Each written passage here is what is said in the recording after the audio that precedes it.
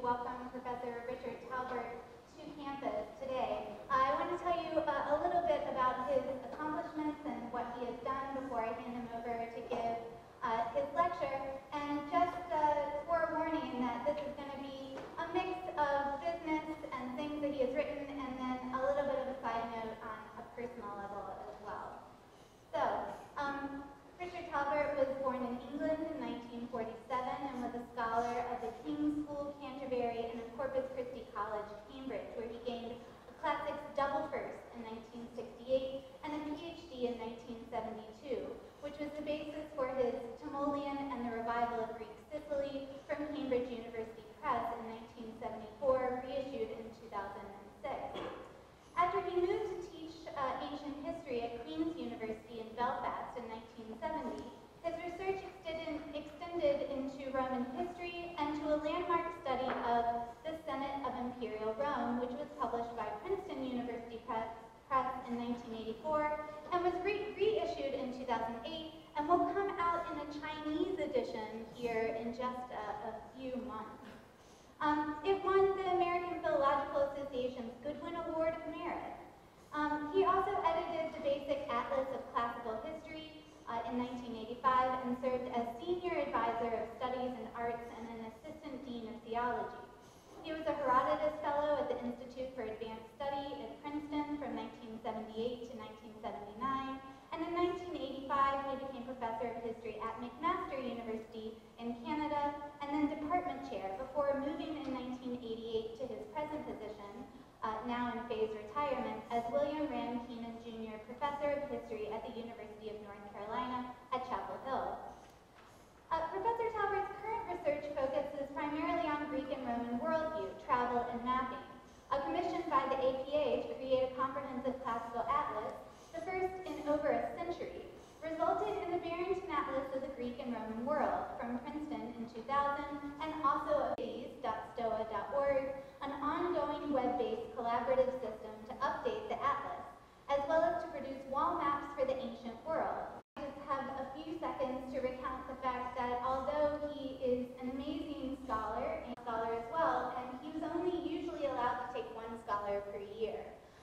But in my case, he fought for well over 6 months to gain it now, along with his wife, Sandra. He's been there when he really didn't have to, long after my PhD was defended and my book was published. I dedicated my book to my father, but if I hadn't, then it certainly would have been dedicated to him. So without further ado, I would like to welcome Professor Richard Talbert to talk to us today about mapping Ottoman Turkey the Roman way around in the year 1900.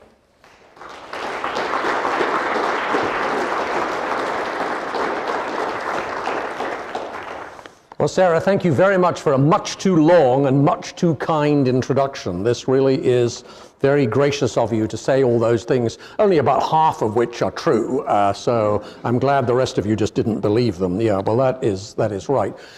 It also seems quite redundant for me to talk this afternoon because we are in such beautiful surroundings that we could just sit here and gaze and admire this marvelous room and this wonderful building. And I feel very humbled and honored to be here speaking to you in this room.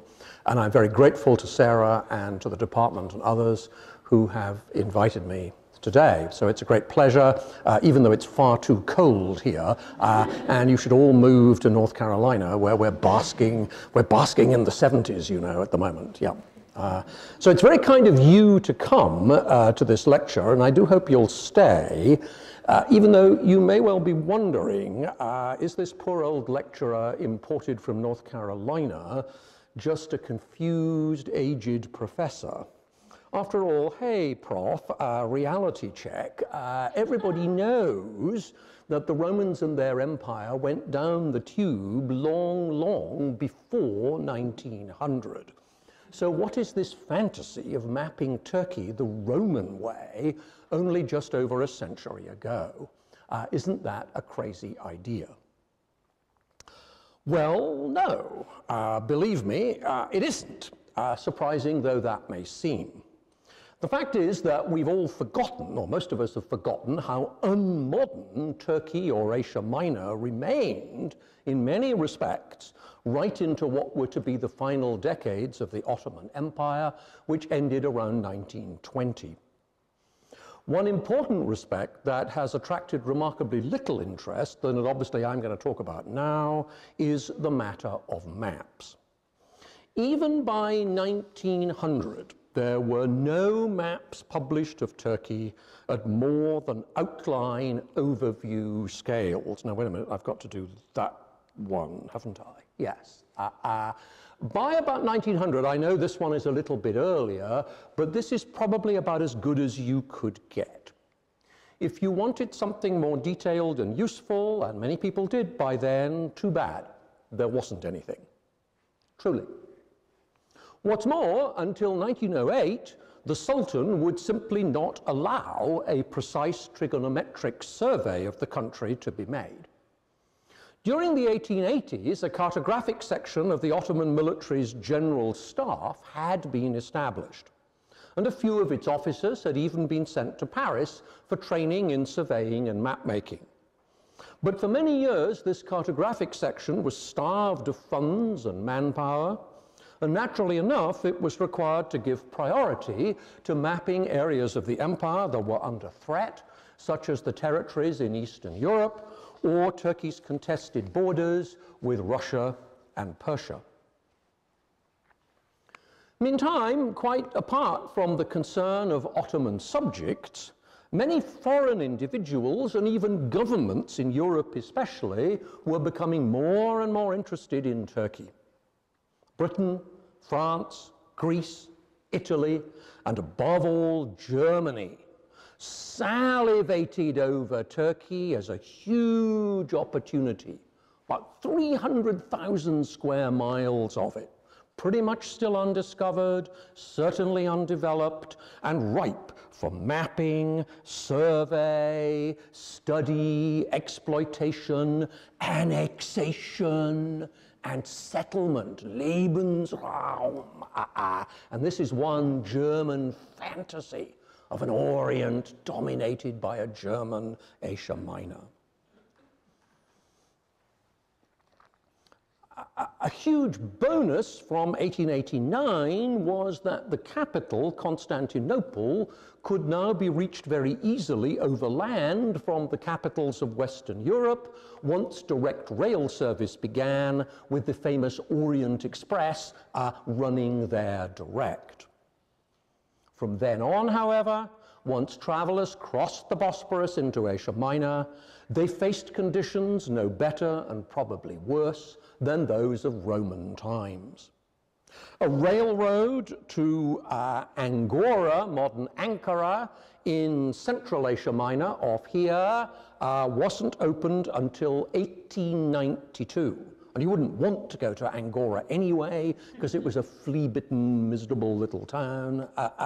And there wasn't one further southeast to Konya until 1896. Both of those railroads completed with German funding. Otherwise, this is the railroad map of Asia Minor, even in 1900. And if you think a page is missing here from this travel guide, no, it isn't. That's all they give you, because that's really all you'd want. There was, it's true, a railroad inland from Smyrna, begun by a British company in the 1860s and gradually extended through the 1880s, but this didn't amount to much. And of course, to get to it, you first had to go by ship to Smyrna.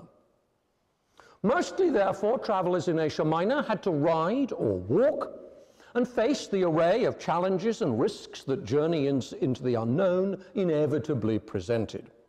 So difficult terrain, harsh extremes of climate, ill health, unpalatable diet, uncooperative local authorities, unwelcoming local people, none of whom knew any kind of European language, so communication was only possible through the frustrating medium of hired interpreters or escorts. Under these conditions, the many travelers who wanted to make maps were mostly confined to doing what Romans had usually done, Namely, they compiled itineraries of the routes they took. And this is a roundup which was called the Itinerarium Antonini of various such itineraries made by Romans. The most detailed Roman ones, and you have a specimen of one here, demonstrate how developed a means of connectivity Rome's highways had become during the first 4 centuries CE. And you'll notice, if you can make this out, if your Latin is up to it, you'll notice that stopping points are classified into civitas, a town or city, or a mansio, which is a way station that at least would have a Motel 6 or something like that, where you might reckon to spend the night, again probably being bitten by those fleas, and also a mutatio, a second-rate way station, where you might, if forced, stop for lunch or a snack, but God forbid having to spend the night. That would be about it. And the erection of milestones along most highways allowed pretty accurate figures to be recorded for the distances from point to point, as you see here. Around 1900, Turkey was nowhere near as developed. Surfaced roads were rare, and any road or track in decent condition even rarer. There was no reliable record of distances from point to point. It's true, a traveler who cared could bring an instrument along to measure distances, and that is what the Scottish scholar John Anderson did on his journey into Pontus in 1899, looking for Greek and Roman inscriptions and other antiquities. Asia Minor was a giant antiquities pleasure park. You could go looking for these things, and it was a great parlor game. Very seriously, of course. And here is John Anderson explaining where distances are precisely stated. They are calculated from measurements made by the means of I don't know how to pronounce this word because I've never heard anybody pronounce it, but what is it? A trocheometer, a trochometer, attached to the wheel of the wagon, which I used for the conveyance of my baggage. These measurements show that the distance represented by an hour is a very variable quality. Now just ponder that last sentence, because here, of course, Anderson is referring to the usual means by which distance is expressed in Ottoman Turkey, by how many hours it takes to go from point A to point B, not how many miles or the equivalent on the ground. So in this regard, too, we could be back in the classical world. We could be in 99 or 199 rather than 8099. Think of the hodometer described by Vitruvius and Hero in the 1st centuries BCE and CE respectively. Probably an invention of the 3rd century BCE. We don't have one, but we can make this reconstruction from the descriptions. You may know that a comparable instrument called a waywiser was used by British surveyors in India and elsewhere during the 19th century. Measurement of distance by hours brings to mind flexible ancient units like the Persian parasang and the Greek skoinos. Anybody who has done elementary Greek and suffered through Xenophon's Anabasis will be well acquainted with the parasang. It and the skoinos are hour units that take into account the means of transport at the traveler's disposal, the steepness and roughness of the road or track to be used, and the load, if any, being conveyed. In other words, for practical purposes, these are far more useful measures than an expression of mere distance on the ground from point A to point B. The skoinos features notably in a detailed edict issued by the Roman governor of Galatia in the Emperor Tiberius's time. This is not much of a picture, I agree, it just shows you that the stone exists, but if you want to go and read up on it in the Journal of Roman Studies by Stephen Mitchell, it tells you where to go and to find out more. This inscription is a major find of the 1970s. You can't see, but its text is in both Latin and Greek. And it prescribes what mules or donkeys and wagons the town of Sagalassus is obligated to provide for the vehiculatio, the official transport service, the vehicle service, for moving, say, couriers with urgent messages, or staff on a mission, or supplies for the military. In other words, things at different speeds with different loads. If the pessimist in you fears that Anderson's trochometer is not going to fare well in the conditions of Ottoman Pontus in 1899, yes, you are right. And he admits, soon after passing the summit, we found the road washed away. And in order to find a path for our wagon, we had to ascend on the left. Here, we unfortunately lost our way, so that my record of distances was destroyed. But the whole distance from Tuzla-Burun to Çorum is about 6 hours. In other words, Anderson has to revert to the usual Ottoman way of expressing distance by time, which is, of course, not very helpful to the maker of any map that has some pretensions to being drawn accurately to a scale. Here, anyway, is one of the itinerary maps that Anderson drew to accompany his book, A Journey of Exploration in Pontus. It's not that particular journey to Çorum, but it's the same idea. I'm sorry it's not a very good shot, but it was taken rather awkwardly with a cell phone in the map room of the British Library, and it's quite legal. You're allowed to do that there. Do not, under any circumstances, try that at the Royal Geographical Society, or you will be expelled instanter. But you can do it in the British Library.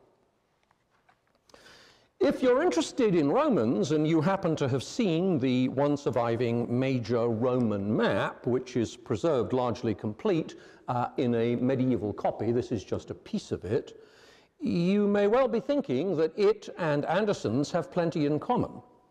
And this is so for sure, although there are also distinct differences. This Roman one, which we call the Poitinger map after its owner in the 16th century, was never intended to be accurate and practical in the way that Anderson certainly intended his to be. In our modern terms, it belongs more in the class of cartographic artwork than of a scientific map. Not least because it squeezes the world known to the Romans into this crazy frame that was actually in full, maybe about 25 feet long, by only 1 foot tall. So this is extraordinarily exaggerated.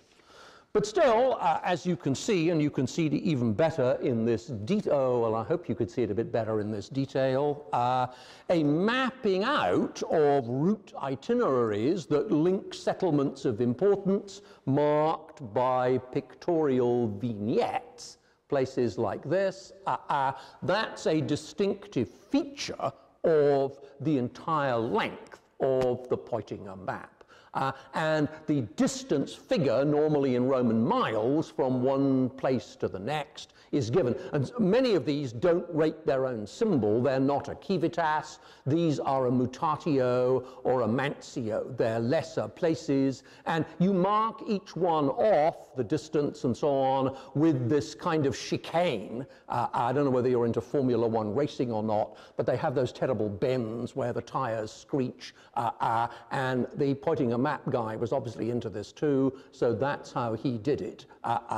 And you see that distinguishes one place from the other.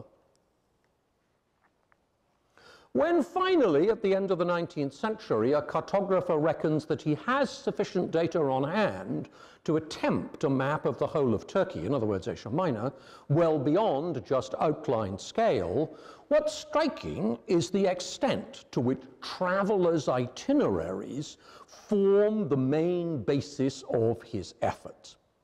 The scale chosen is 1 to 400,000, that's about 4 miles to the inch, and the sheet size adopted requires 24 sheets in all for this Karte von Kleinasien. And this, you can see, is the pre-publication locator outline. The sheets were published by the German Berlin publisher Reimer between 1901 and 1907. And the cartographer, you can see, was Richard Kiepert, loyal son of the more famous cartographer father, Heinrich Kiepert, who was professor in Berlin and who died aged 81 in 1899. Looking back in old age, Heinrich claimed that all he'd ever been good at were geography and classical studies. He first visited Asia Minor as a student in the early 1840s, and he maintained a lifelong passion for it, despite, poor guy, catching malaria on the visit. And I should explain, the passion encompassed all periods, ancient, modern, Byzantine, the lot. Nobody discriminated. You didn't separate off in those days. Later in his career, Heinrich didn't return there very much. But back in Berlin, by the late 19th century, he'd become a kind of unofficial coordinator and synthesizer of the piecemeal efforts to map Asia Minor. People of different nationalities, with all kinds of interests, were in touch with him for this purpose. Here's a specimen sheet of the first edition.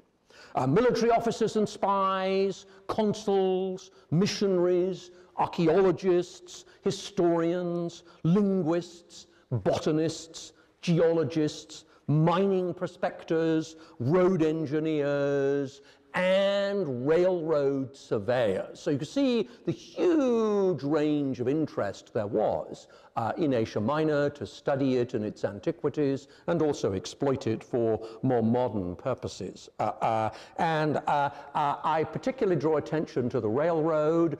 This is a picture that actually I took in July 1970 on my way to Baghdad by train. Don't try that today.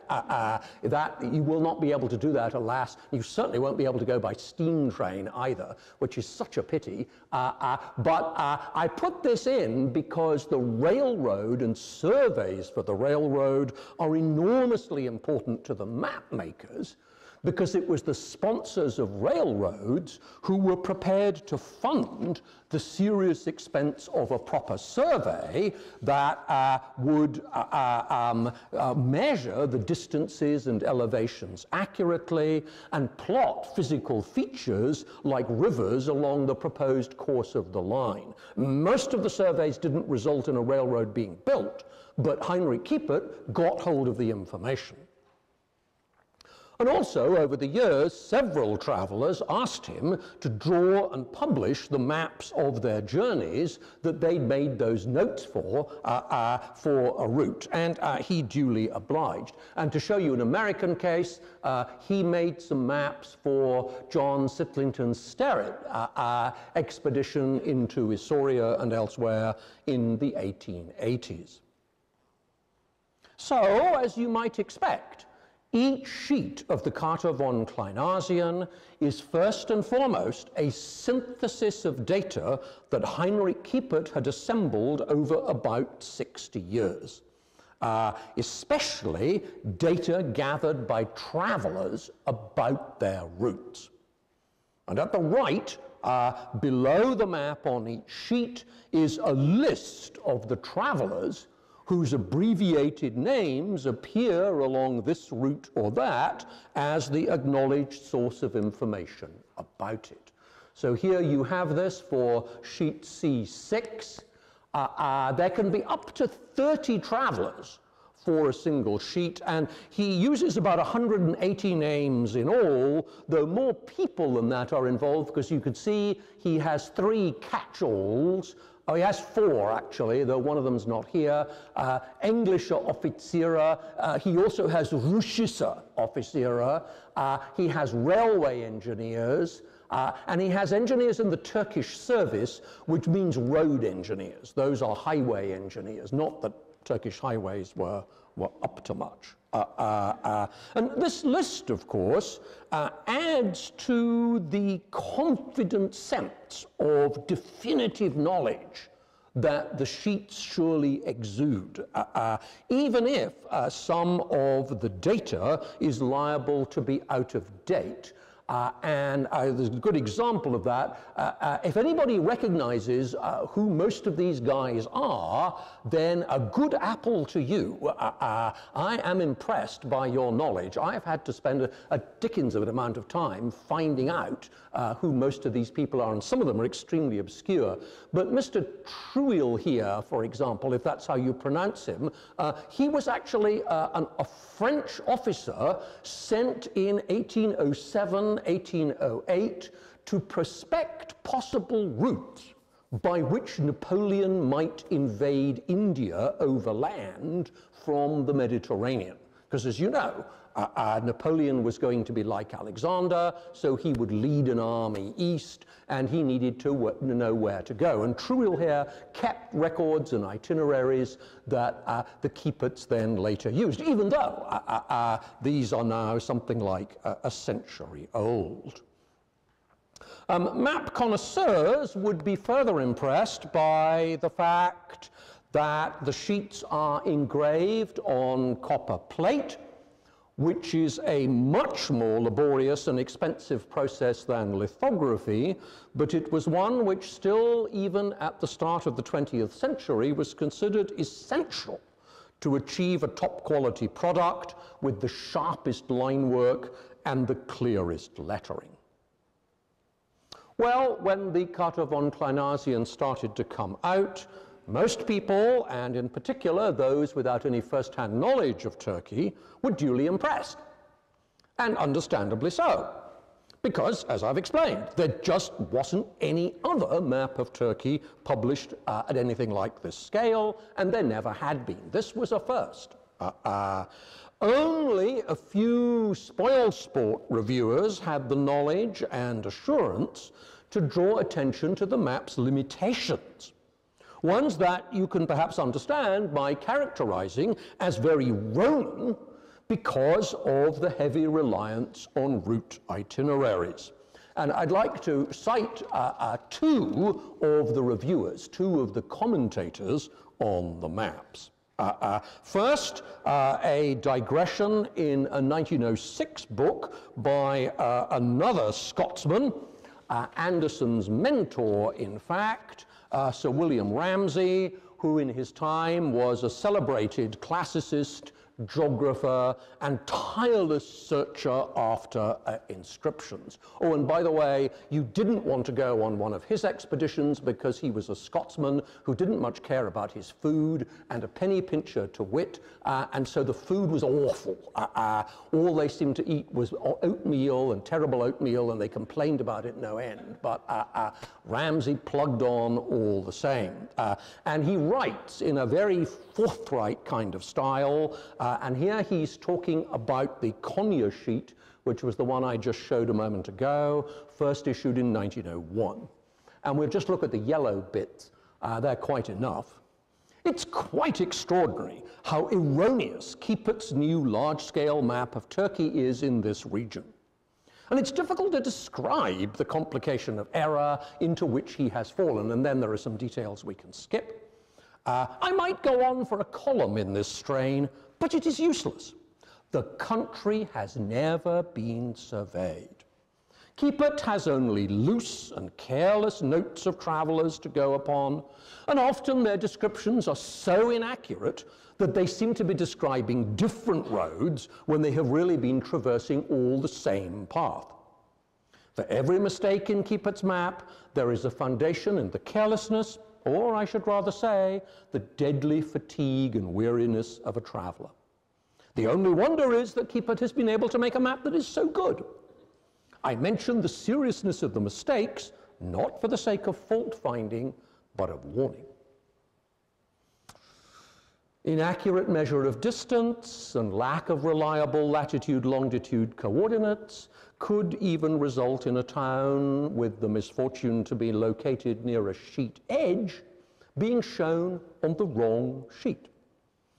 This actually happened to Castelmanu, which is this place here, which originally was shown at the far left, as you can see, on A4, which came out in 1901.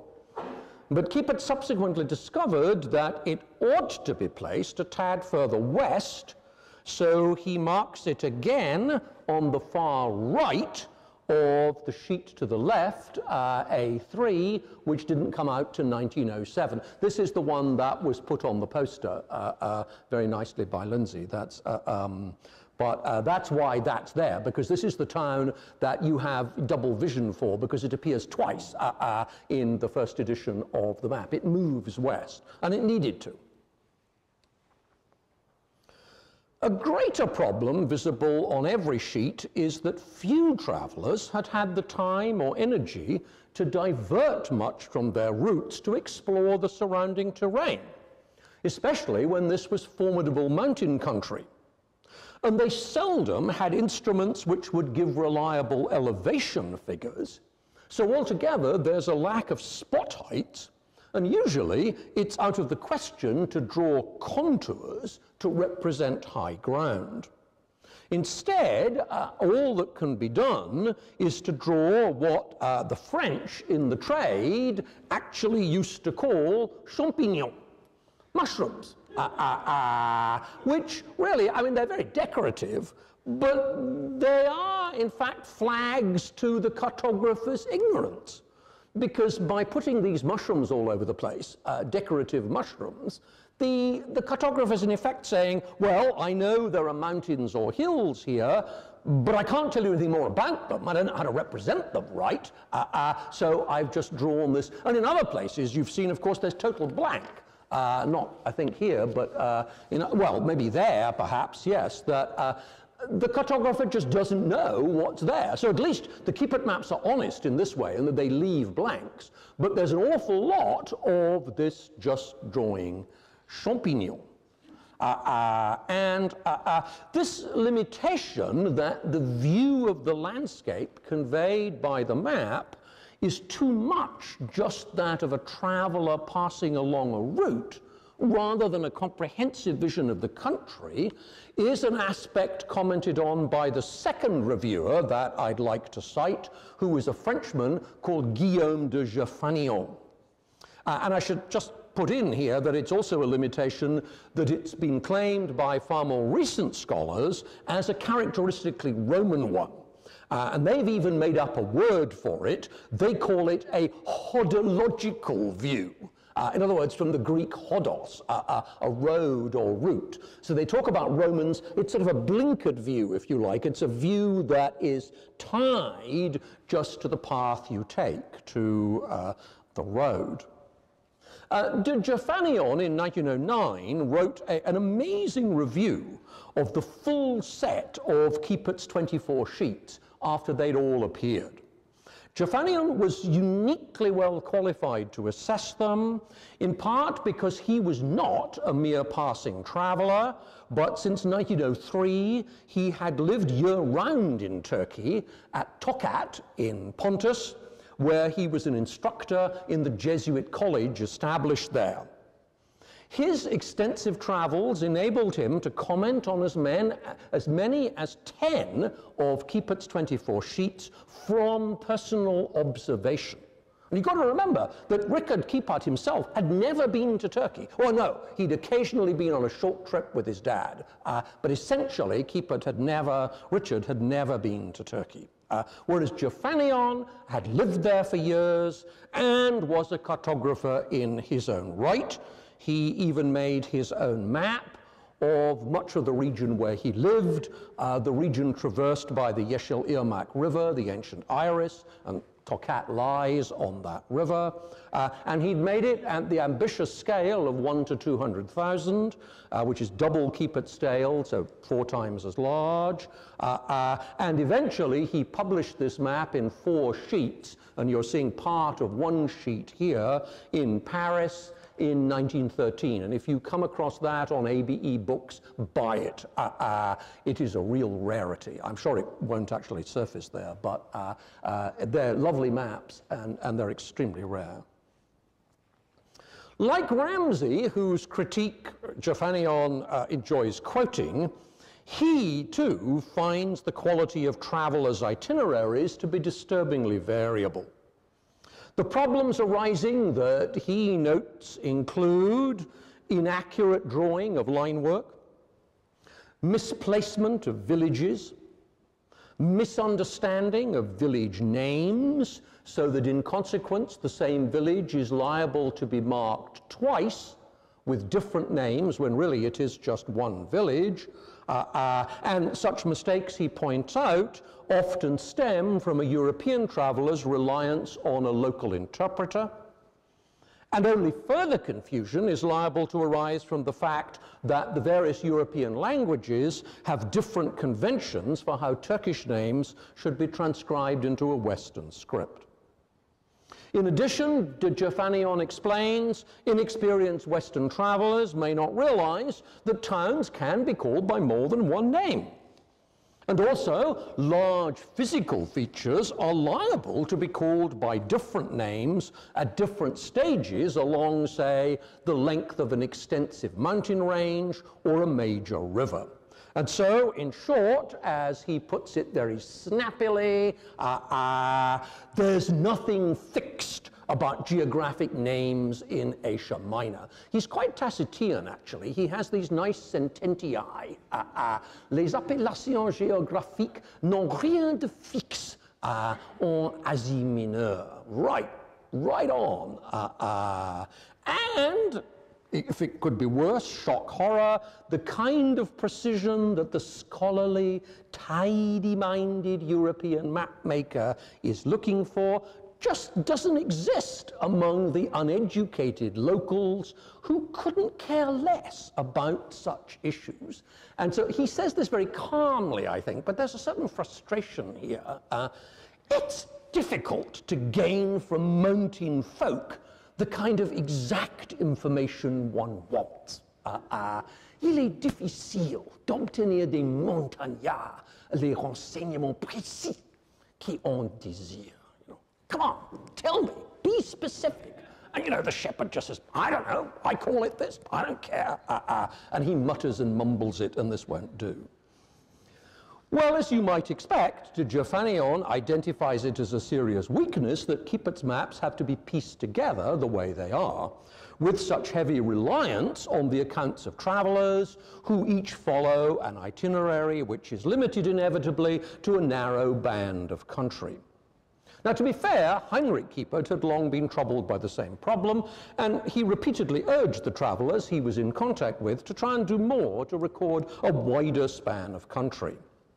Under such pressure, however, there was of course the danger that travelers might resort to guesswork, and because they didn't have the time or the energy to explore the surrounding country.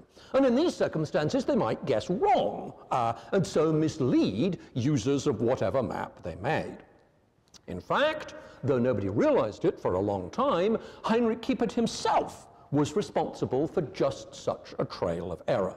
It was when he was a student, during his long visit to Asia Minor, he explored the region of Troy, famous in Greek legend, in 1842, and he proceeded to make a map of it that was later published and relied upon by everybody as definitive. However, as John Cook explains in his splendid book about the Troad, this region, the misfortune of the survey was that Kipet mapped the very difficult interior in January, when the weather seems to have been bad. And he must have had to rely on guesswork for the areas that he could not see, too much fog. And he and his successors never realized how conjectural this survey was. They are altogether too confident in the laying down of mountains and watercourses. Notably, when the British Homer expert Walter Leaf visited the Troad as late as 1911, he convinced himself on the spot that Heinrich Kiepert's map was wrong. But then Leaf realized that he could do no more than express frustration that he lacked the time and the skill and the resources to prepare a better map. Now, if you're a fan of the Romans and you know something about their mapping activity, I realize you may want to interrupt at this point and remind us that the Romans 2 millennia earlier could have done a better job. After all, there were professional Roman surveyors, agrimensores, who marked out a checkerboard pattern of land divisions called centuriation that is still recognizable from the air in some countries. And here you have it in the Po Valley. If you've ever flown over the Po Valley, you may have seen something of this. You still can today. These careful surveys were also publicly presented on durable material like stone or bronze. And we have impressive stone fragments of one inscribed for the colony of Arausio in the south of France, made around 100 CE at a scale of about 1 to 6,000. Agrimensores also had the skill to prospect for and lay out the course of a new road or an aqueduct or a canal so that nowhere is it too windy or too steep. Michael Lewis, who is the expert on pre-modern surveying that I am not, has nicely remarked that if you could bring a Roman agrimensor back to life and add him to a team of surveyors prospecting a new railroad line in the 19th century, he would have little trouble fitting in because the technology and procedures hadn't advanced that much from antiquity. Roman agrimensores had urban counterparts, mensores aedificiorum, who surveyed and drew plans of cities at the huge scale of about 1 to 240. That really is a big scale. For the most part, in all likelihood, their detailed work was recorded only on such perishable materials as papyrus. But some of it was recorded on stone too, as on this fragment that's called the Via Ranicia fragment, simply because that's where it was found in Rome. And you could see how painstaking this is. There are individual columns, there are individual steps. Walls are represented by polygons, not just by single lines. Lengths are recorded, and you get the name of the gods of this temple and the owner of the adjacent properties. So you have a lot of detailed information here. We're best acquainted with the work of Mensores Aedificiorum from hundreds of fragments of the massive so-called marble plan of Rome, which was produced around 200 CE, and was huge. We know it was about 60 feet wide and about 40 feet high. And here are some of the fragments that can be put together. And this plan must derive from detailed records like the Via Ranicia fragment that I've just shown. But don't forget, as you can see, that here there is some simplification. And in particular, notice that walls are not shown by polygons.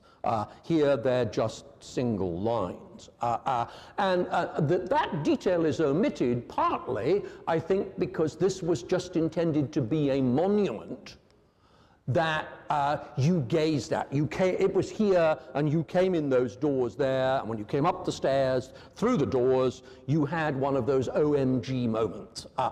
You just suddenly saw this staggering plan of the city of Rome there in front of you. This wasn't designed as a practical tool.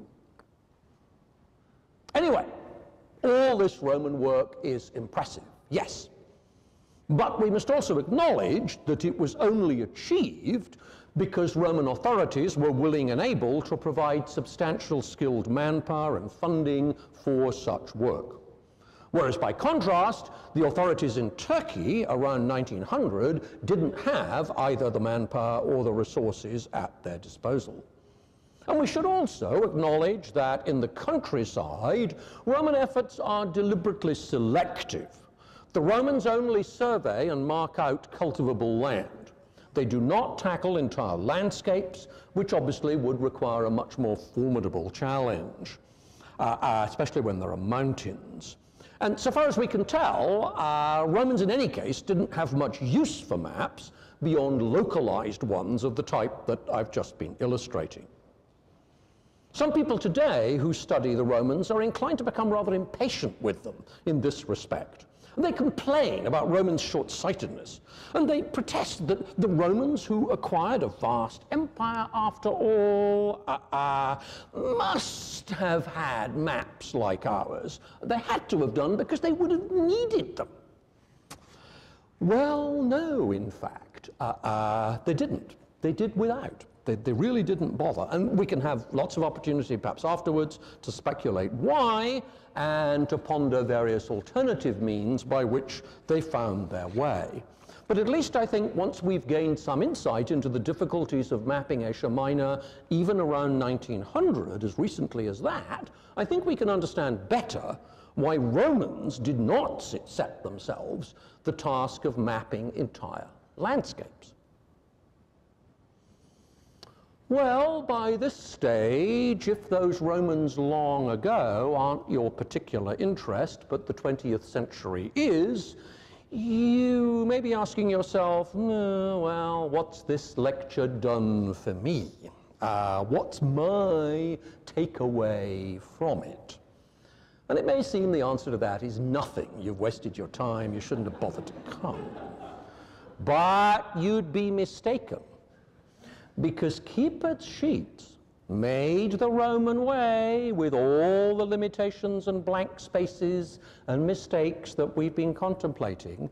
Nevertheless, these become the map of Asia Minor that everybody uses for a long time, because there's nothing else for the purpose, because they look so good, they look so definitive, because there's minimal awareness of the shortcomings, and because everybody has a more urgent need than ever for such a map once World War I breaks out.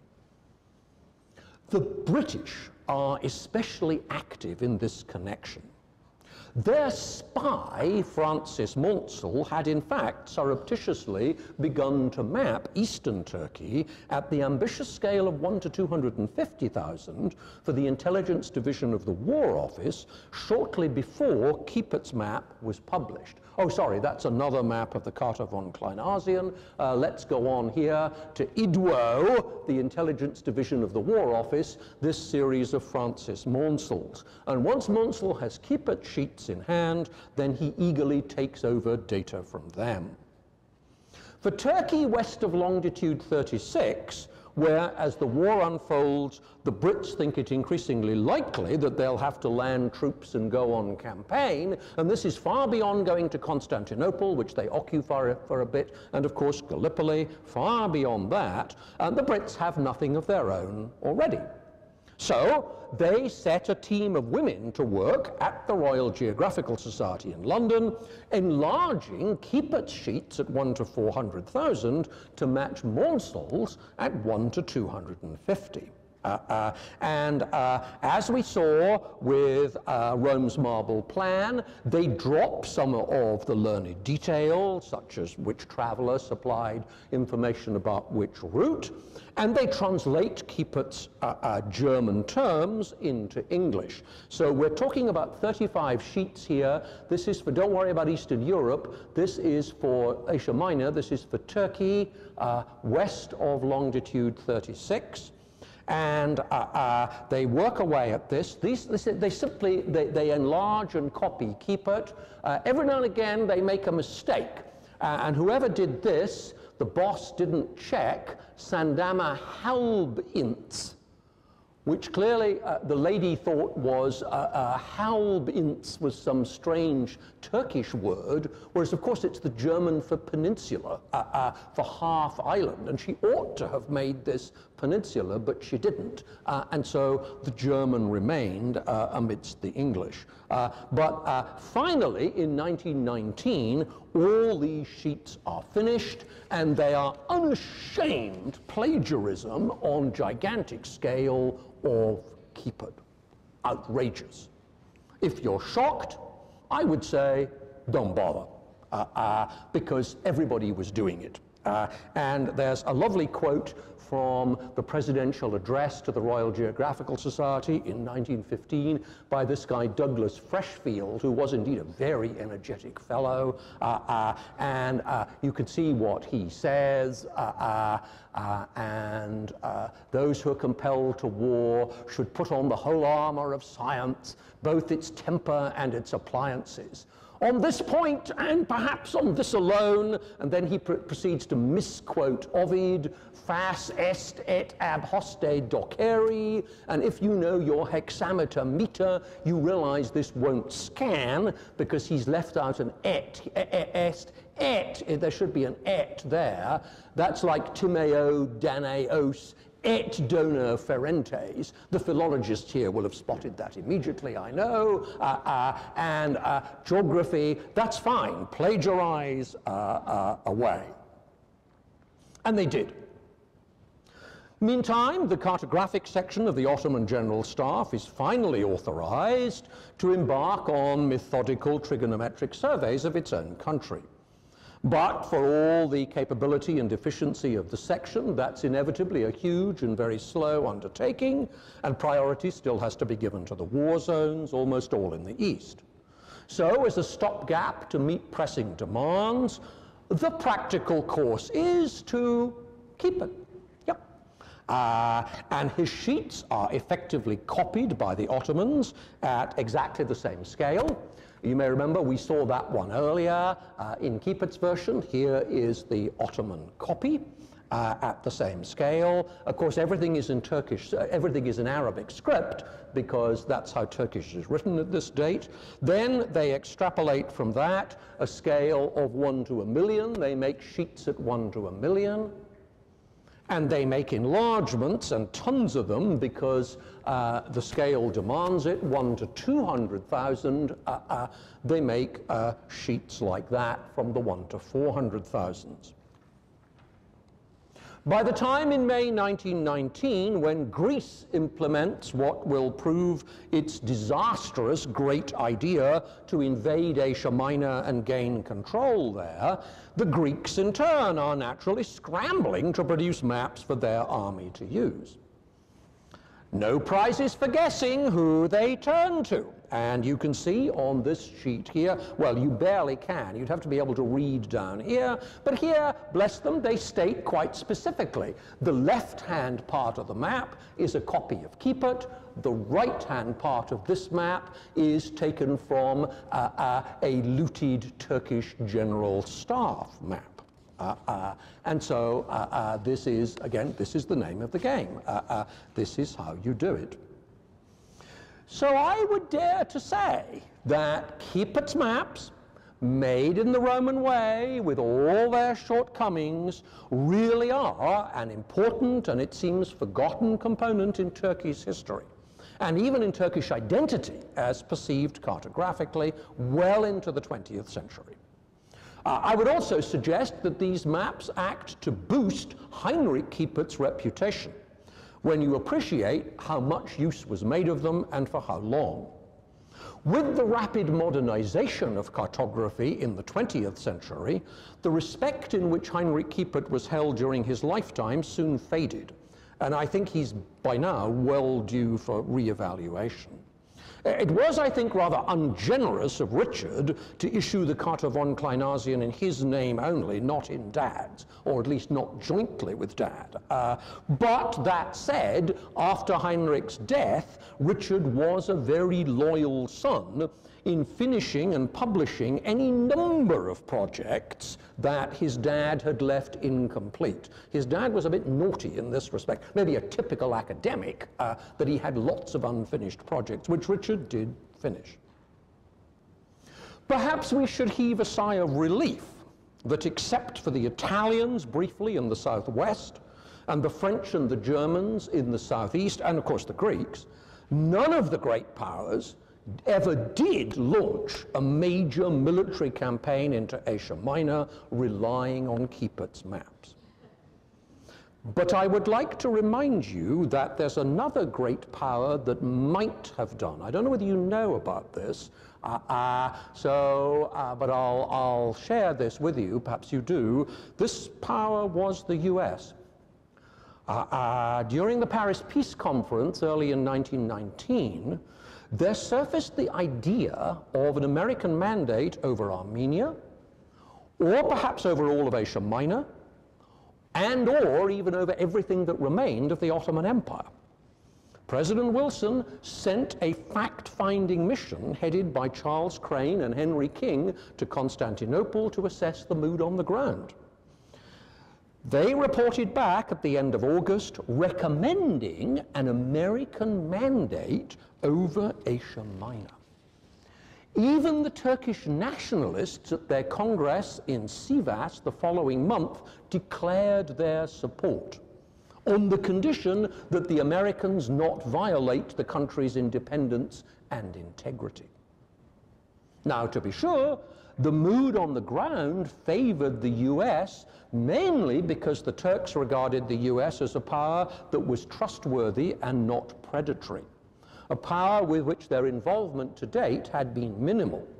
Whereas, by contrast, the Turks hated and rightly distrusted the other powers that they knew better. They knew that let any of the others loose and they'd want to take over Turkey. What the Turks evidently didn't foresee was that neither President Wilson nor any other Americans back home would show any serious interest in becoming embroiled with Asia Minor, let alone the Middle East. But it is an intriguing historical if prospect. Supposing the US had decided it would accept the offer to exercise a mandate over Asia Minor in 1919, supposing peacekeeping doughboys had arrived, whose maps would they have been relying on to find their way? Well, I leave that to you to think. Final note, I'm not joking about this, 20 years later, in the opening months of World War II, we know that the armies of Britain and France were expecting to use that British World War I map series GS 2097, copied by the ladies at the RGS in London, wholesale from Keepit, because the Brits reprinted it for themselves and shared it with the French, who didn't have any other series of their own, and the French copied it for their army. In the fall of 1939 and the spring of 1940, Brits and French together tried to persuade Turkey to join their side, not to stay neutral, and to create some sort of diversion for Mr. Hitler. And so, hence the expectation that the Brits and the French might be seeing military action in and across Asia Minor. But Turkey, very wisely, was not to be persuaded. And fortunately, Keepit's maps, by now very out of date, were again not put to the test. Thank you.